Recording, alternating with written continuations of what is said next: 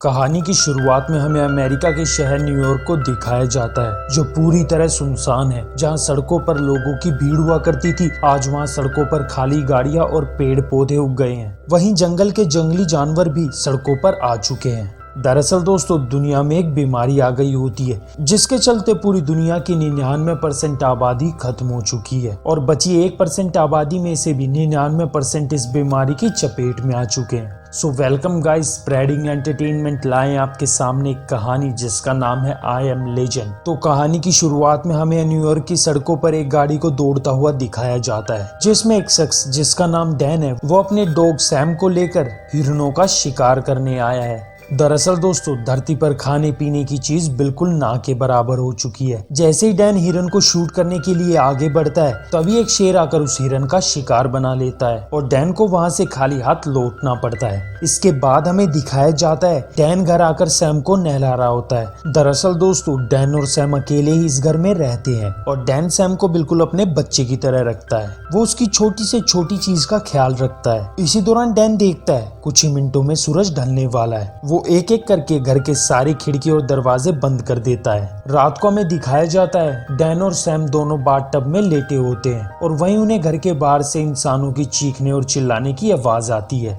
अगले सीन में हमें दिखाया जाता है डैन अपने बीवी बच्चे को लेने आर्मी के कुछ जवानों के साथ जाता है और उन्हें जल्दी से कार में बिठाकर सुरक्षित जगह ले जाने लगता है। वहीं रास्ते में वो अपनी पत्नी जिसका नाम सोफी होता है, उसे बताता है कि वायरस बहुत तेजी से बढ़ रहा है। मैं तुम्हें और स्टीवन को न्यूयॉर्क शहर से बाहर भेज दूंगा, जहां ये वायरस नहीं है। तभी सोफी डैन को उनके साथ चलने की जिद करती है, मगर डैन उसे बताता है कि ये वायरस न्यूयॉर्क शहर से शुरू हुआ है, मैं यहीं रहकर इसका इलाज ढूंढूंगा। वहीं वो सोफी को विश्वास दिलाता है कि वो जल्दी ही इस वायरस का इलाज ढूंढ लेगा और जल्दी ही सोफी और स्टीवन के पास पहुंच जाएगा। और इसी दौरान डैन की आंख खुल जाती है। दरअसल दोस्तों, वो अपने बीते हुए कल का सपना देख रहा था। इसके बाद हमें दिखाया जाता है डैन अपनी लैब में जाता है, जहां वो इस वायरस की वैक्सीन बनाने पर रिसर्च कर रहा है। डैन ने यहाँ पर शीशों में काफी सारे चूहों को कैद कर रखा है, जिन पर वो अपनी वैक्सीन का प्रयोग करता है। डैन देखता है वहाँ सभी चूहों की हालत बहुत बुरी होती है, मगर आखिरी में उसकी नजर एक चूहे पर पड़ती है, जो एक सामान्य चूहे जैसा बर्ताव करता है, जिसको हाल ही में कुछ दिन पहले डैन ने GL6 नामक वैक्सीन दी थी। तभी डैन इस वैक्सीन को वायरस से इन्फेक्टेड इंसानों पर प्रयोग करने की सोचता है और वो अपनी गन उठाकर सैम को अपने साथ लेकर चल पड़ता है। सबसे पहले वो पोर्ट पर जाता है, क्योंकि दोस्तों डैन रेडियो पर डेली अनाउंसमेंट करता है अगर कोई इंसान वायरस से बचा हुआ है तो वो साउथ सिटी के पोर्ट पर आकर उससे मिल सकता है, जिसकी डैन खाने पीने और रहने में मदद करेगा। अगले सीन में हमें दिखाया जाता है डैन हिरन का शिकार कर रहा होता है। इसी दौरान हिरन भागकर एक बिल्डिंग में घुस जाता है और सैम उसे पकड़ने के लिए उसके पीछे बिल्डिंग में भाग जाता है। तभी हमें दिखाया जाता है डैन सैम को ढूंढता हुआ बिल्डिंग में जाता है और अंदर जाते ही वो जमीन पर खून गिरा देखता है और कुछ ही कदम आगे चलने पर वो देखता है जिस हिरन के पीछे सैम भागकर आया था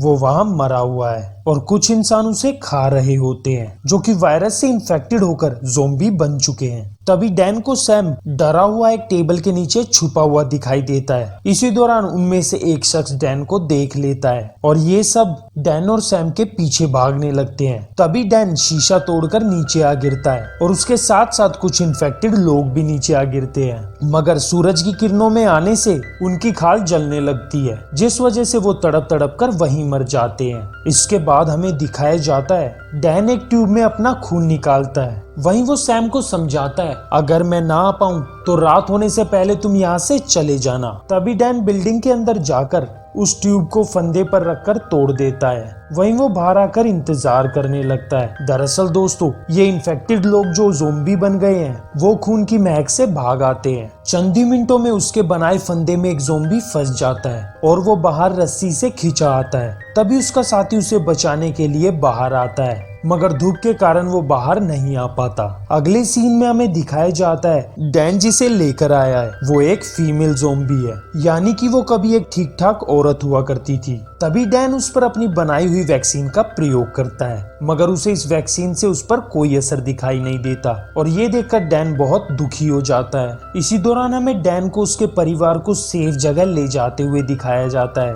जहां वो हेलीकॉप्टर की मदद से अपने परिवार को न्यूयॉर्क शहर से बाहर सुरक्षित भेज सकता है। तभी आर्मी के जवान डैन की पत्नी सोफी को जाने से रोक देते हैं। वो उसे वायरस इन्फेक्टेड बताते हैं, मगर डैन उन्हें दोबारा से सोफी को चेक करने को बोलता है और दोबारा चेक करने पर वो वायरस इन्फेक्टेड नहीं मिलती। तभी डैन अपने बीवी और बच्चे को हेलीकॉप्टर में बिठाता है। इसी दौरान सोफी डैन को एक डॉग देती है जिसका नाम सैम है और यहाँ पर हमें दिखाया जाता है डैन अपने परिवार को रोते हुए अलविदा करता है, मगर तभी डैन की आँख खुल जाती है। दरअसल दोस्तों वो अपने बीते हुए कल का आज फिर से सपना देख रहा था। इसके बाद हमें दिखाया जाता है डैन और सैम शिकार के लिए कार से जा रहे होते हैं। तभी उन्हें रोड पर एक इंसान दिखता है और डैन अपनी गाड़ी को उसी की तरफ ले जाने लगता है। जैसे डैन उसके पास जाता है वो देखता है वो एक डमी है और उस पर गोली चला देता है। जैसे ही डैन डमी के करीब जाता है तभी उसका पाँव फंदे में अटक जाता है और वो वहां हवा में उल्टा लटक जाता है और वो हवा में उल्टा लटकते ही बेहोश हो जाता है। अगले सीन में हमें शाम दिखाई जाती है। तभी डैन को होश आता है। वो देखता है वो अभी भी उल्टा लटका हुआ है और कुछ ही मिनटों में सूरज ढलने वाला है। अगर वो यहाँ से नहीं गया तो ज़ोंबी उसे और सैम को खा जाएंगे। तभी डैन चाकू की मदद से रस्सी को काटता है। जैसे ही वो नीचे आकर गिरता है उसके पैर में वही चाकू गड़ जाता है, जिस कारण वो रेंगकर कार तक जाने लगता है। मगर तभी सामने की बिल्डिंग में से एक ज़ोंबी अपने 3 इन्फेक्टेड कुत्तों को उनकी तरफ छोड़ देता है, मगर बिल्डिंगों के बीच से आ रही सूरज की रोशनी के कारण वे कुत्ते इन दोनों की तरफ नहीं आ पाते। मगर कुछ ही सेकंडों में सूरज ढल जाता है और वो कुत्ते आकर डैन और सैम पर हमला कर देते हैं, मगर डैन उन्हें गोली से मार देता है। तभी डैन देखता है सैम उन कुत्तों के काटने से जख्मी हो गया है। डैन सैम को गोद में उठाकर अपने लैब में लेके आता है और उसे गोद में बिठाकर गाना सुनाने लगता है। इसी दौरान डैन देखता है सैम की आंखों की पुतलियां बदलने लगती है। तभी सैम डैन की ओर गुर्राने लगता है। दरअसल दोस्तों ये इन्फेक्शन एक दूसरे के संपर्क से फैलता है। उन इन्फेक्टेड कुत्तों ने सैम को काटा तो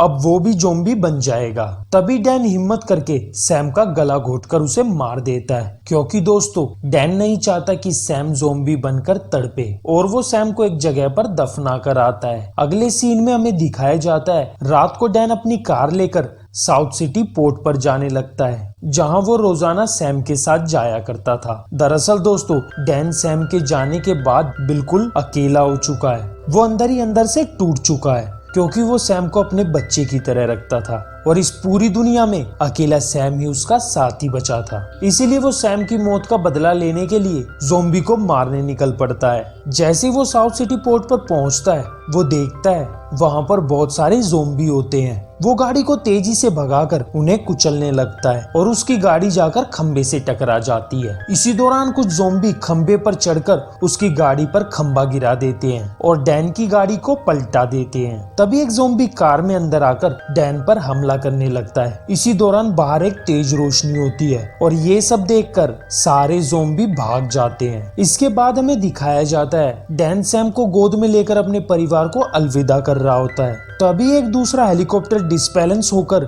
आकर जिसमें डैन का परिवार बैठा था उस हेलीकॉप्टर से टकरा जाता है और इसी दौरान डैन की आँख खुल जाती है। तभी डैन देखता है वो अपने घर पर है। उसे किचन में से कुछ आवाज आती है। वो जाकर देखता है तो उसे वहाँ पर एक औरत और एक बच्चा दिखाई देता है। तभी वो औरत बताती है कि उसका नाम एना है और उसके बच्चे का नाम मैक और ये दोनों डैन का रेडियो का संदेश सुनकर मेडिलम शहर से यहाँ आए हैं। वो बताती है कि उसने साउथ सिटी पोर्ट पर पूरा दिन डैन का इंतजार किया। वहीं वो डैन को बताती है अगर आज रात तुम यहाँ नहीं आते तो हम बैकलिन शहर की तरफ चले जाते, जहाँ बचे हुए लोगों की बस्ती है। तभी डैन उसे बताता है कि ऐसी कोई बस्ती नहीं है, मगर एना उसे बोलती है कि ऐसा नहीं है, वहाँ पहाड़ों पर बर्फीले इलाके में लोग अभी भी जिंदा हैं। वहीं वो डैन को बताती है कि इस वायरस का बर्फीले इलाके में असर नहीं होता। तभी डैन गुस्से में आकर खाना फेंक देता है। इसके बाद हमें डैन और एना को रिसर्च लैब में दिखाया जाता है, जहां ये दोनों इन्फेक्टेड औरत को